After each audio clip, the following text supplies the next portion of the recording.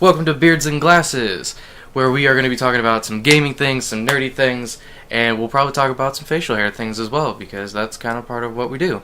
My name's Nick. My name's Thad. And we're two guys who are going to bring you some things in the nerding world. For sure.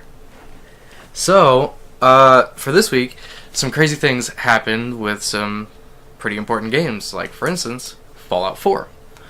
We finally got the first announcement of DLC, which is huge because all of Bethesda's DLCs are always fantastic, so super looking forward to this, with 3 new things. Automatron, Wasteland Workshop, and Far Harbor. Thad, tell us a little bit about Automatron. Automatron's going to be sick. It's not the one I'm most looking forward to. That's true. I'm looking forward to it, but that's the one I'm not. The next one's the one I'm really looking forward to. But Automatron's going to be pretty much. There's a mysterious machinist who has unleashed a horde of evil robots into the Commonwealth, including the devious Robo-Brain. You hunt them down and harvest their parts to build and mod your own custom robot companions. Choose from hundreds of mods, mixing limbs, armor, abilities, and weapons, like an all-new lightning chain gun. If Fallout 4 didn't get any more fucking crazy. It's like, they're like, oh yeah, you want to take a bat and turn it into a rocket launcher? How about a lightning chainsaw? Like, I was sitting there thinking, you said Robo-Brain, and I was wondering if it's going to be working off of one of the robots from 3, that, like, it literally, there was, like, a brain, and you could see it, and there was, like, the shell with, like, the arms. So it was like Brainiac from pretty much. DC. Yeah, basically. Yeah. But it wasn't, like, overly smart. It was just MODOK from Marvel. Yeah. We're really getting nerdy. We're diving right in. This is episode number 1, and we're getting real fucking nerdy. We're gonna get real fucking deep in there. Fuck, I forget the name of the show. It was on Cartoon Network, where it was the brain of the inside the bear. Yes. You know what I'm talking about? Yes. Oh, man. Okay. So, obviously, this is not a super brand new idea, if that's what they're doing, but at the same time... It's really cool. Yeah, I super dig it. The whole horde of evil robots, that's really cool, because it's mostly been about the mutated people and animals and whatnot. Like, yeah, you have your robots, but... Some of the synths. Yeah, shit, I keep forgetting about the synths, to be totally honest. Yeah, the synths are different. I mean, the thing is, it's a machinist. I wasn't sure. Mechanist. I think I misspelled. Mechanist. The Mechanist. This is real Square Enixy, real quick. I believe it's machinist. Unleashed a horde of evil robots. Now, are they robots or are they synths? Yeah, that's a good question. So I mean, there's a lot of like little things I have. Like, this is gonna be an interesting little side story. Yeah, definitely. And being able to make your own companion that's a robot, I'm really digging that, just because I can make a...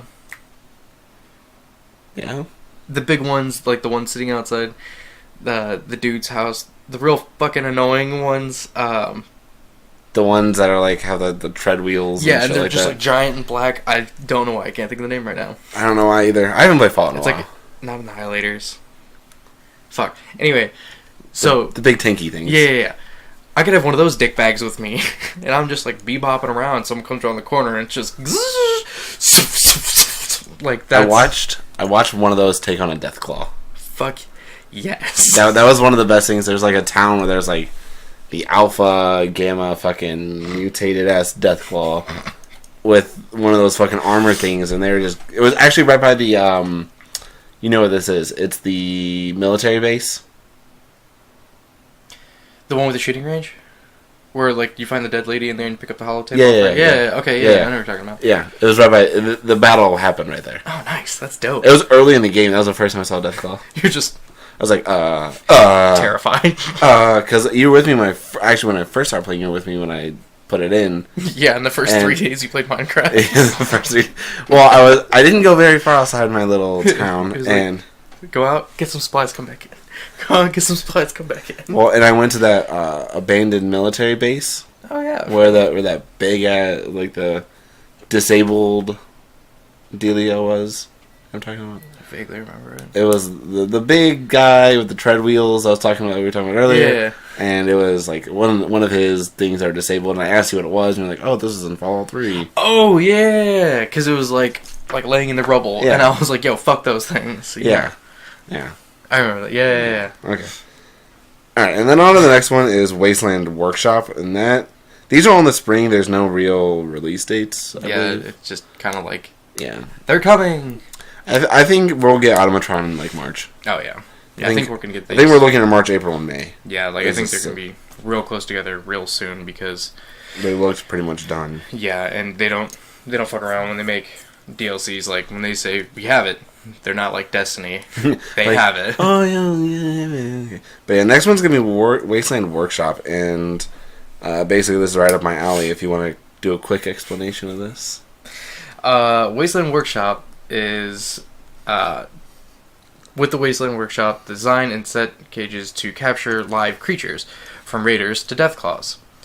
Tame them or have them face off in battle, like Pokemon, because that's going to be fucking hype, because I'm going to be like, go gadget deathclaws, and watch them fight to the death. Anyway, the Wasteland Workshop also includes a suite of new design options for your settlements, like Nixie tube lighting, letter kits, and taxidermy, and more.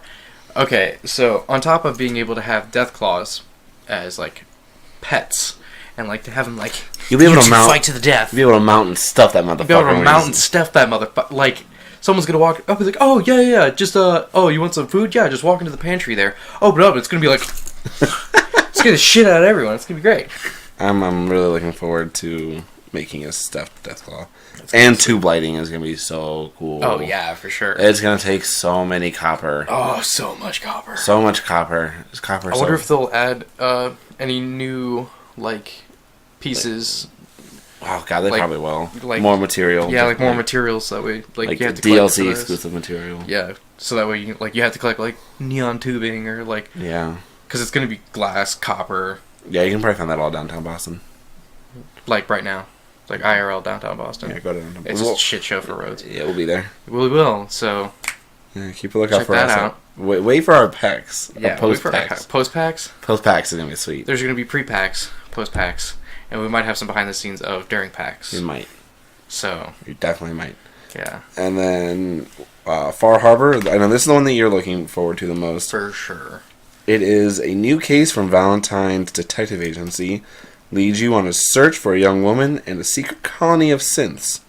Travel off the coast of Maine, so we're going to Maine, to a mysterious island of Far Harbor, where higher levels of radiation have created a more feral world. Navigate through the growing conflict between the synths, the children of Adam, and the local townspeople. So, children of Adam get a reason to be there. Yeah, which is kind of cool. Yeah, I mean, they die really easy. So. Yeah, I mean, like, I don't give a shit about them, but like, it's kind of cool that they're there. They're weird. They're real weird. I wear pods on my head. I have a gamma gun. The Gamma God. Oh, praise the atom bombs that are fucking destroying me. Will you work towards bringing peace to Far Harbor? At what cost? Interesting. Far Harbor features the largest landmass for an add-on that we've ever created. So I'm assuming most of Maine and a little bit of Canada. We might see a little bit of Canada. What do you think about that? Because what if we keep going north? That'd be really interesting. Or even like a little bit more inland toward Toronto. Yeah. Because really, Maine and Toronto aren't that far. We're gonna get to a certain point where everything's gonna be normal. What? Because no one gives a shit about Canada. That's true. To our Canadian watchers. Canada's like, they're 1,000 years behind. So, like... I don't know if you know, but Robin Sparkles was real big in the early 2000s when the 90s first hit. Jesus Christ. Anyway, so we filled with new faction quests, settlements, lethal creatures, and dungeons become more powerful. Page flip. With new higher level armor and weapons. The choices are all yours. With the announcement of the DLC, though, Bethesda has raised the price. So before we go into the price... Yeah. A little bit about Far Harbor and what you're most excited for. I don't really care. I just want to keep crafting. Yeah, I mean, Sheffield. I think why I'm really excited for Far Harbor is because I love Nick Valentine. Like, he is probably my favorite companion. I just love that he's, like, this old-timey detective, but he's also a synth, and like he has all these different things going on. So like having another case with him, I think is really cool. But the whole going to Maine and having a whole other area, and them saying like this is our biggest expansion ever, or like biggest, you know, blah blah blah landmass of expansion ever. It's kind of a really big deal because I don't know if they're talking about in the Fallout universe or like Bethesda's DLCs. Because they're talking Bethesda DLC, god damn! Dude, fucking all the Elder Scrolls have had massive, like, you literally could go back to Morrowind and play through the majority of Morrowind in Skyrim. So like saying this is the biggest one, including like the swamp area in 3 and the pit, like this is gonna be really big. Like this is gonna be like a solid chunk of the Boston map of where it's at, and I think it's awesome that as a DLC we're getting that much and that much of a like new story, and having the 3 different things going on where you have to choose a faction, where you have to go through that again. To get different endings, that's true. Yeah. Like, fuck, I didn't even think about that. Like, will you have to go with synths, or you're going to have to go with the Children of Adam, or you're going to have to go with dickbags who just live there, and they're like, we didn't try to do this. They're like Gotham. We don't know why we're still living here. Shit keeps getting fucked up. But I think just all, like, the different dynamics is really cool for a DLC, and them being, like, so set on it, you know? Yeah, definitely. Which leads me into, like it's brought up earlier, the price. Now, the price of the DLC for the Season Pass. The Season Pass right now until March 1st will be $29.99. After March 1st, actually on March 1st, it raises to $59.99. Yeah, which is obviously a significant jump. Because they know that they're giving you a lot of stuff. So those of you who have the Season Pass, you're good. You don't need anything else. Yep. You got it before the price jump. But to those of us who waited, like me and him, hello, we are probably going to suck it up and eat $30 now before we have to eat $60 later. Yeah, honestly though, I'll drop the $30 for the DLC, because if you think about it, that's $10 per expansion. Well, it's $15.99. Yeah. For Far Harbor alone. Yeah. So $9.99 for the first one, Automatron. Yep, and $4.99 for Wasteland. Yeah, whatever that Wasteland was. Wasteland Workshop. Yeah, Wasteland Workshop. So altogether, I mean, that's 20 or no, $19.99, not $14.99. It's for Far Harbor. For Far Harbor. Okay, so Far Harbor is $20. Yeah, so okay, you're paying $5 less for the season pass, which gets you much more content, which is also leading into Bethesda's director of whatever. I think his name's Todd Howard. If you know I'm wrong, correct me in the YouTube comments. Violently correct us in the YouTube comments. I literally could have looked on my phone. I didn't. There's like 2 phones, computer. We have so much technology in this room, but you know. Yeah, but we just didn't look. But I believe his name's Todd Howard. He said that if we think this is important, if this is big, we are not even ready for the next drop, which is fucking awesome. So I mean, for him to be as excited for the next drop, and for the price you can pay now, it's totally worth it. Yeah, like it normally, like any other game, honestly. Look at this! I hate another spelling error. So many spelling errors. Look, there's a grammar thing. Grammatically incorrect. This entire podcast has to go away. Yeah, we're gonna have to set it all on fire. Yeah, we actually just gotta cancel it out. Yeah, we're just. It was nice knowing you. But like, shirts on. Normally, I hate DLCs. I don't like them because I want a full game when it comes out. Because I'm that like old schooler. I'd rather have like secret shit hidden in it. However, I literally am so excited anytime Bethesda's like, we're putting out a DLC. I'm like one's literally like, I'm not super into the crafting, so like the Wasteland Workshop's not super like important to me, but I'm still excited for it. It should be. It should be important to you. That's a hard ass trophy to get. Yeah, I mean, you're not wrong. That crafting trophy sucks, asshole.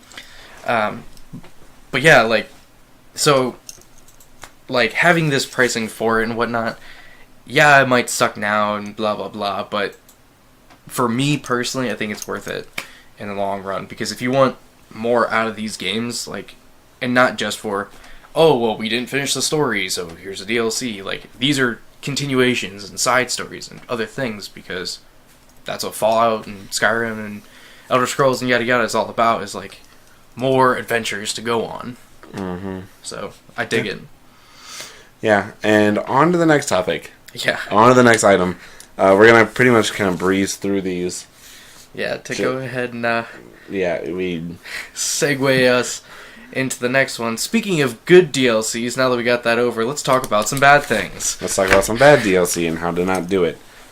Bungie, Destiny developer Bungie admits that in-game drop for the highly sought-after Ghost in Destiny's latest event, Crimson Days, is not dropping as much as they want it to. So another loot error on Bungie. You mean to tell me that Destiny has a bad drop system? This is unfathomable to me. Yeah, this is nothing new. I mean, if you listen to us talk, I really like Destiny. I hated it at first. I got into it. I started playing it. We all got into it. We were raiding all the time. Yep. It was super fun. Yep. And it sucked me in, and I'm still in it. Yep. It's just, I will rip them apart for days because I expect good games. Yeah. And I had the same issue with Fallout 4 when it first came out. It was because I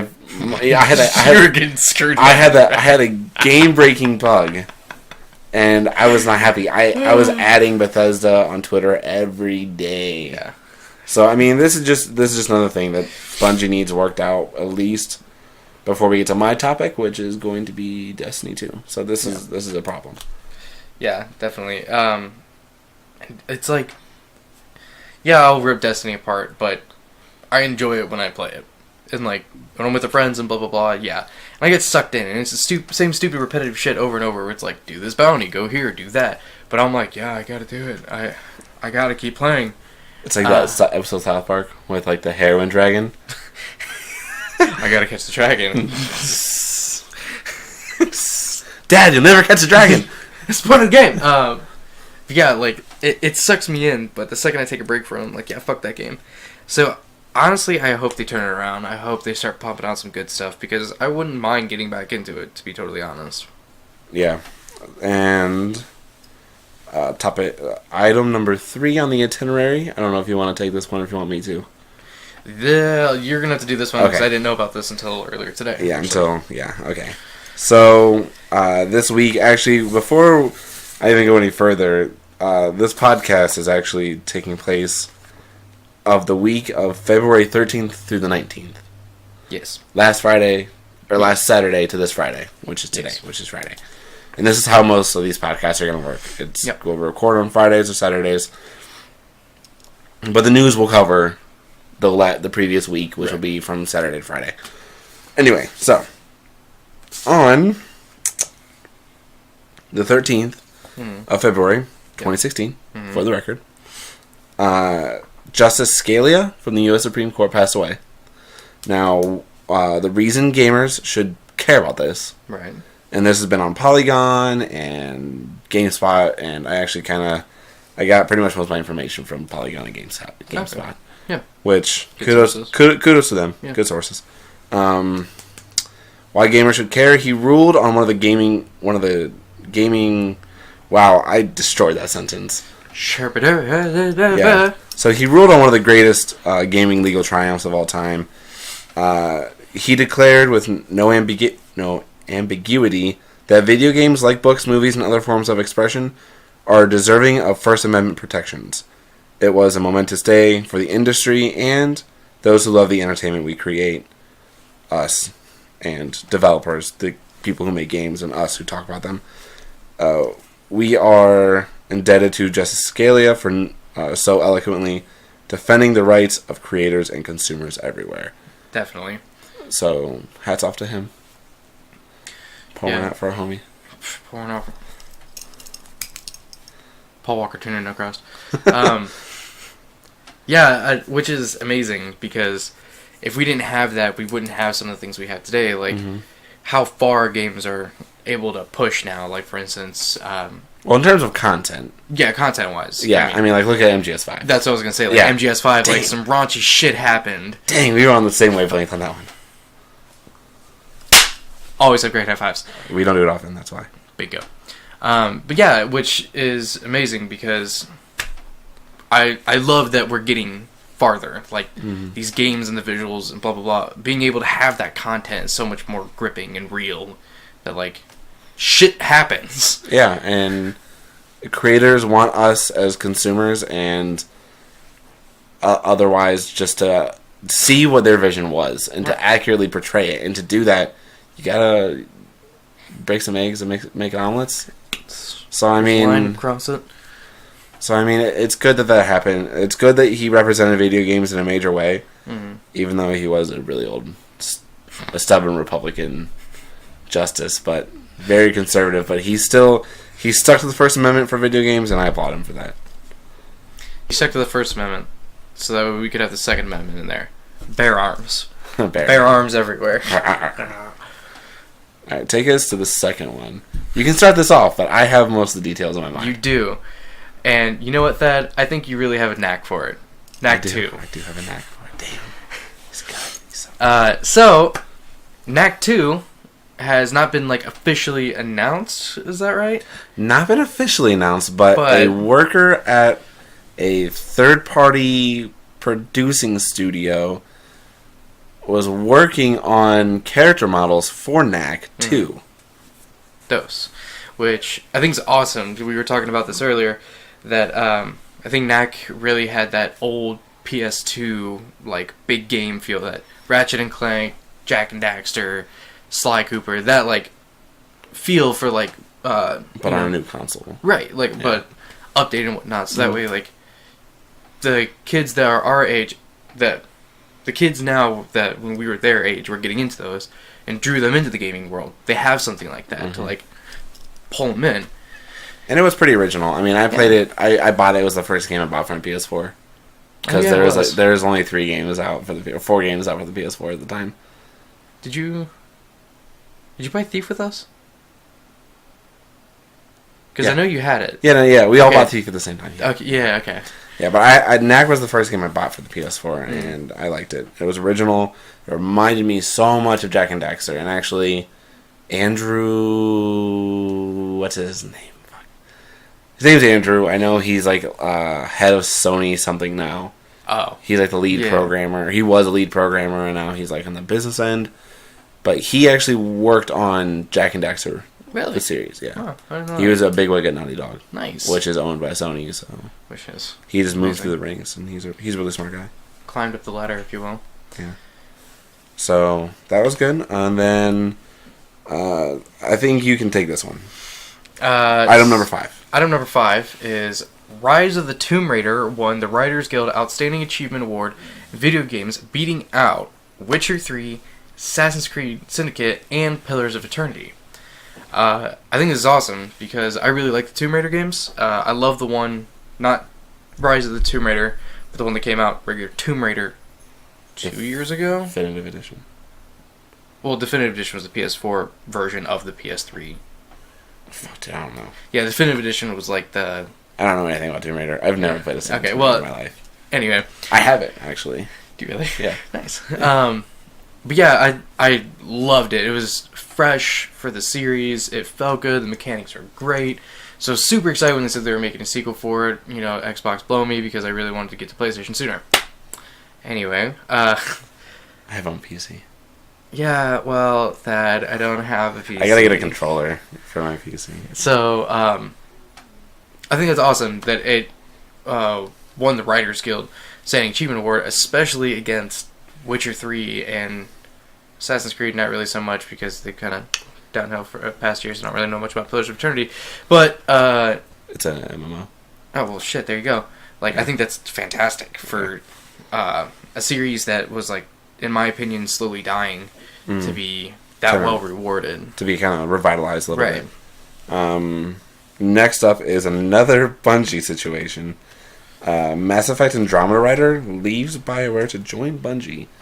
I should have wrote down his name, but it doesn't really matter because he's actually the lead writer at BioWare, and it's kind of a big move to go from a very, very story-centric game like Mass Effect to a non-existent story game in Destiny. Yeah, which I'm hoping that they bring in more story, because now you have a phenomenal writer who wrote for a very expansive universe. This ties in with my topic of Destiny 2. It does. Both of my last two Destiny items ties in with mine. And then item number 7. Item number 7, I'm super stoked about this. Heavy Rain and Beyond Two Souls are coming to America on PS4 March 1st. Which is awesome, because I got most of the way through Heavy Rain, and then my system was like, oh, hey, you need to do an update. And I was like, oh, okay, thanks. So I did that, and it was like, now go buy PlayStation Move if you want to play this game. So, because I'm not going to do that, that's ridiculous. I already had a Wii at the time. Fair enough. I had to trade in the game because it was basically worth this to me. So, I've been wanting to finish this game for years. And I really wanted to play Beyond Two Souls, but I was buried in a bunch of other games at the time. You get paid on the 4th. Damn right I do. So first, just saying, just don't stop it. And, you know, but buried in video games. So I think it's awesome that we're getting a PS4 port or whatever, and I'm super excited for it. Yeah, it's gonna be cool. I mean, I'll probably play Beyond Two Souls. I played one story through Heavy Rain. I'll probably play it again, but in due time. I still haven't finished Witcher 3, so I still have a lot on my plate. The fucking comic Fallout, or like Fallout 1 extensive story, Fallout 2 extensive story, Fallout 3 you have to find your dad and like get the water supply fixed and blah blah blah. Fallout 4 Sean. Just as the dude from Heavy Rain just Sean. I always forget about that. It's crazy. And number 8 on our list right here for news. We're moving right along. We only have 12 items on the list, so. Oh, nice. Yeah, I wanted to at least keep this at a decent time. We're going over the time I wanted to go over now. Yeah, but that's alright. That's alright. It's okay. Number 8 is the U.S. video game industry generated $23.5 billion in 2015. That increased 5% from 2014. Which is outstanding. Mm-hmm. It's amazing because we're seeing that rise in the video game industry, which hopefully means more and more and better and better. And the only few things, I mean, I love the business aspect of gaming and like what causes a developer to like release a game or hold it back or set release dates. That's super interesting to me. I love seeing business numbers, and I want to know how much of the PS4 that $23.5 billion was. I want to like a solid chunk of it. Yeah, because I mean, there's PS4 had what 15 million units last year, something like that. Yeah, something crazy. Some maybe 20-some million. But yeah, and number 9, Rocket League hit XB on February 17th. Game hits 11 million downloads, which is awesome for being such a small like Psychonics, man. Like they just get it. Like it's just a fundamentally sound game. Yeah, it's just soccer, but with cars. The idea sounds atrocious. Yeah, it's like that doesn't even make sense. But then you get in it and you're like, all right. They make up for this terrible sounding like idea with the follow through of amazing gameplay. Absolutely amazing gameplay. Good soundtrack too. Oh yeah, great soundtrack. Very colorful. Very like it's vivid. Yeah, and it's like it's something that you can just screw around on and have fun with your friends. But also, as we've seen, you can play very competitively. Which I think is very dynamic. There's tournaments. There's like there's major tournaments. Yeah. Number 10 on the docket. H1Z1 is now officially 2 separate games. Just Survive and King of the Hill are $20 each on Steam. There's going to be a summer release for the duo on PS4 and Xbox One. Reportedly. It was supposed to come out last summer, but yeah, I'm not going to hold my breath. But, you know. Yeah. Number 11. Check this out. Kojima was featured on GameSpot talking about his upcoming epic game and his plans for becoming something more than a game. Which I love, because Kojima has been talking about writing a book for years. He's been talking about wanting to do different things, and he's incorporating all of that, and also making a new epic game. And it's all these different pieces that, you can get your side stories and whatnot, and you don't have to wait another 2 years to get into the game, when you can read the mangas, or you can watch the anime and stuff like that, which is fucking awesome. And Kojima's just... I'm so glad he's free of the shackles and he can just do what he wants. Yeah, now. Sony's giving him full creative freedom of the IP. So, I mean, he's just pretty much going to take the reins, and, I mean, I'm sure he'll turn it into it'll be an anime series. There's probably going to be an animated movie. There's probably going to be mangas, toys, accessories. He's going to go the whole 9 yards with it, and he's going to nail it. The game's going to be epic. Nail it. Yeah. And finally, number 12. Number 12 is going to be Quantum Break is now gold on the Xbob. On the Xbob. The B and the X are really close. No, they're not. They're not that close. They're not even close at all. Yeah, whatever. Well, this is ridiculous. On the Xbob, but on the Xbox One. So Quantum Break, Xbox One exclusive. It is on gold, which means the game is done. It's done. Finished, ready. Now basically they're just working on bugs, getting everything settled for the multiplayer, if there is any. Yep. Turning on servers, testing it out, doing betas, stuff like that. Because it's going to go gold, then alpha, then beta, and then live. And then here we go. Yeah, and that comes out for Xbox on April 5th of 2016. Which is good because, there's a lot of big titles coming out and some big PlayStation titles. So I think it's good that Xbox has at least one game since their system came out. It looks like Heavy Rain, only just Quantum Break. I don't know. With a major actor in it, I don't really care. Yeah. Press X to Sean, so. Yeah. Alright, news is done. So, from the news, we're going to shave it on over to you. And it's going to be your topic of, I believe, a video game you've been playing recently. Tell us about it. It is a video game that I've been playing really recently. Can you tell us about it, what it is, and your quick summary review? Okay. So, let me whip up the cream of this game and lather it onto you. This game... It's really corny, but I like it. God, so it's like my poop.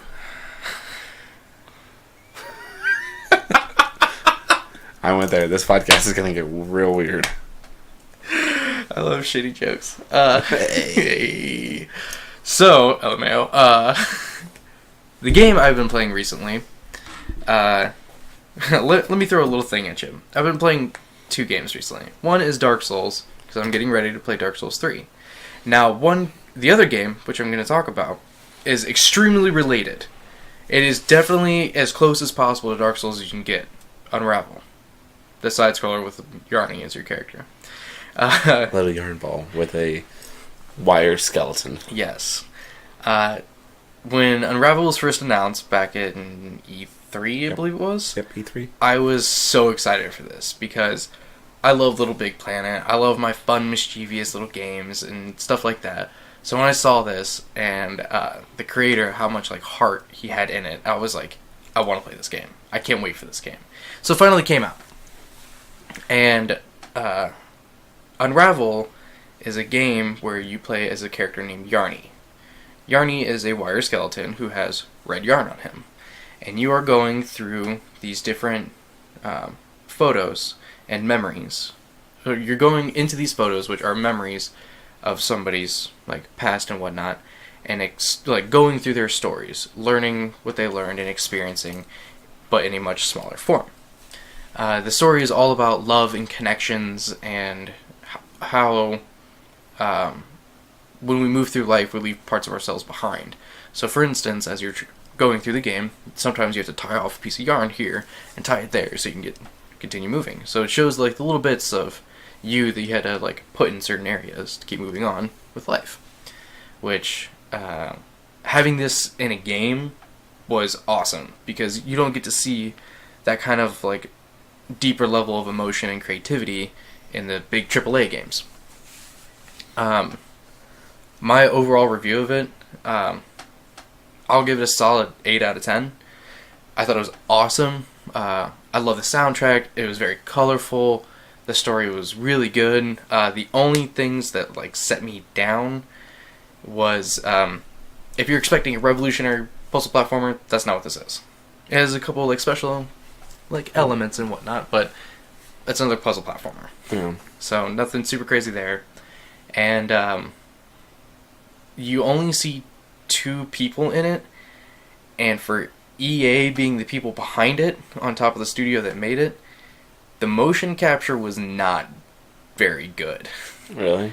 It was kind of blocky and kind of like blobby, which was kind of really off-putting because they showed pictures of like behind the scenes of like the equipment, and like they're using fairly good equipment. Yeah, I mean they could have just been using an old engine. They could be, and because it's a small, cheap little game. right, and like that's nothing that's like don't buy this game because the motion capture wasn't great, because the rest of it was. Everything about it, other than that, I thought was fantastic. All right, so if you had to recommend it to a hardcore gamer, would you recommend it to them? To a hardcore gamer, no. To a casual gamer or kid, I mean, just anybody really. Yes, definitely. Outside of like a hardcore MMO community, kind of. Yes, like if you're the kind of person who's like, I need hardcore action and ridiculous things and blah blah blah, which is fine, go for it. This is not the game for you. But if you want a fun, mischievous little game to kind of set you aside, or you want something bright and fun, this is the game for you. Good to hear. Now, you also have a game to talk about. I do have a game to talk about. It's a game we are going to talk about a lot because I like to play this game. Yep. I dumped about 1,100 hours into it. Nice. You're getting up there. I put way too much time in this game. Destiny. It passed 14. Did it? Yeah, it passed 14. 14, I'm at 950. Wow. Destiny's at 1,100. It's like Solid. 1120. Final Fantasy 14. Final Fantasy 14, yeah. I played a lot of Final Fantasy Yeah, 14. So, I get really addicted to games. It's true. Well, games with addictive elements. Yes. Anyway, so Destiny 2. Jason Schreier, writer at Kotaku, came up with an article, basically like an insider view. It was like early February, like first week of February. Came up with an article basically saying he has inside information at Bungie, saying that the game is internally delayed. Destiny 2, that is. The Destiny 2 is internally delayed, and that don't expect it in 2016. It'll come out in 2017. This year, they're going to work on small content patches, like we see with Crimson Days, which is what we talked about earlier with Destiny having the problem with the ghost drops and getting light level and stuff like that. So Jason Schreier had this article, really good, really informative. Yep. I sent it to you. Yep. I finally finished reading it. Oh yeah. Was it good? Mm-hmm. Okay. I really dig it. Oh, wait, was that your reading when I was doing this? No, you were. Yeah, either way. Yeah, I read it. I finished Okay. it. Okay. Yeah. Anyway, so it's really informative, and basically, it's basically like how like 2016 is not Destiny's year. How 2016 is Destiny's and Malaise. It's going slow. There's nothing happening. Yep. The community's dropping out. They're not getting interest anymore, and it's true. Not much of the community's left. Not the hardcore community is still there, but I mean, casual gamers. I mean, they're moving on. Yeah. I moved on quite some time ago. Yeah, I mean, there's other games coming out, and I mean, it's hard to, like, not pick up something else. Right. I mean, Call of Duty is a big deal. Yep. And we got some big games coming out in the next couple months. Yeah, so. It's gonna be a tough go for Destiny for a while. But he had this article, and he got ripped apart. Got ripped apart. I actually listened to a couple other Destiny podcasts. Yeah. And on IGN's Fireteam chat, they just ripped him to shreds. Really? They're just like, you can't say a game is delayed because it's not even announced yet. It's like, but we know that it's happening, and we knew it would probably happen this year. It would make sense if it happened this year because release the game in 2014, fill it with stuff in 2015, release 2 in 16, fill it with stuff for 17, so on and so forth. Plus that leaked, like, 10-year plan of Destiny that happened way back when it first came out. Yeah, way back when it first came out. Like, it was already mapped out. Like, yeah. Well, the thing is with that, the big hubbub about that is, like, people are like, well, you weren't supposed to see that anyway. Yeah. So it's like, oh, it shouldn't have never even existed to us. Right. So, I mean, that's what people are kind of getting hung up on. And to me, it's not as much as it's not a big issue But the problem is, I'm not mad that Destiny 2 is not coming out until 2017. Yeah. I think they need that time. I think Definitely. they're getting that writer from BioWare, the lead writer who has written amazing stories because Mass Effect. Mass Effect's a crazy series. Yeah. And he was a lead writer on all of those. Yep. And he's lead writing Andromeda. Yep. Lead wrote it. And now he's moving on to Bungie, and hopefully now they're storyboarding, and I hope and pray to God that they're making a new engine for the game. Yeah, you and me both. Because Jason Schreier, again, also had that article a while back, where he was talking about how the developers actually hated making anything in the game. Because in order to move a material like how like relic iron is in the world, in order to move that 2 feet in game, you had to load the game. You had to load up the engine. That takes 24 full hours to load up the engine to get in the game and change something. It then takes 12 hours to move it 2 feet. It then takes 24 hours for those updates to change, and then another 24 hours of debugging. Jeez. So anything you do takes 3 days. Yeah, like, the development process is fucking terrible. But, I mean, in the engine's defense, the game does look pretty good. Yeah, and It's not a bad-looking game. It's not the best-looking game, but it's a good PS4 game. yeah. Especially since it's available on older-gen consoles as well. Yeah. So, I'm hoping that the next engine brings us next-gen only consoles. Yeah.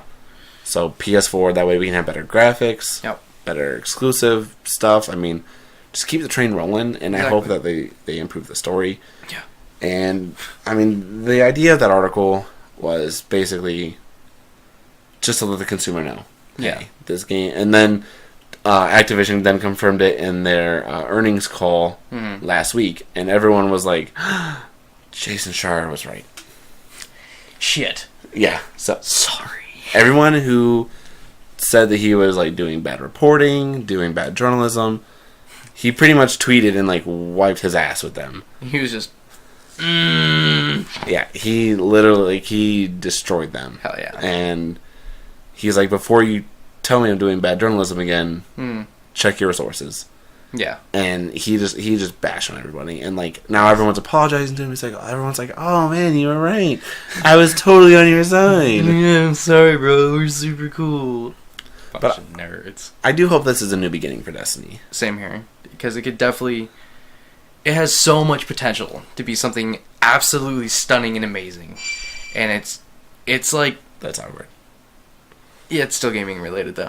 It's like right on the cusp of being that, but they keep fucking around and taking these stupid detours of like microtransactions and stupid bullshit. Don't even get me started on Dude, microtransactions. Oh my god. If I wanted to play a mobile game, I'd I'd buy it on my phone. I want to play a console game, I play a fucking console. Yeah, Jesus. But like, they definitely need more work on the story because it's there. Yeah. Here's all the groundwork, and it's Yeah. like just build off it. Stop punching holes into it and filling it with bullshit. Yeah, I mean, it's a game series that can get better, and I hope it does. I think it will. Yeah. And, I mean, like I said, I really, really hope that Destiny 2 blows me away. Yeah. Right there with you. So I think that's going to be it for today's podcast. That's all it is for now. I'm sure there'll be more news later, but we'll have to shave it for later. Yeah, goddamn. Got the shave for later. Check us out on Twitter. It's @beards_glasses. Couldn't get the and. Really? Somebody already has it. Was it us? No. No. Fuck. No, someone has it. Some random ass dude. Is it future us? But no, so check us out on Twitter for more updates. Keep checking back on YouTube. We're gonna be posting videos every week.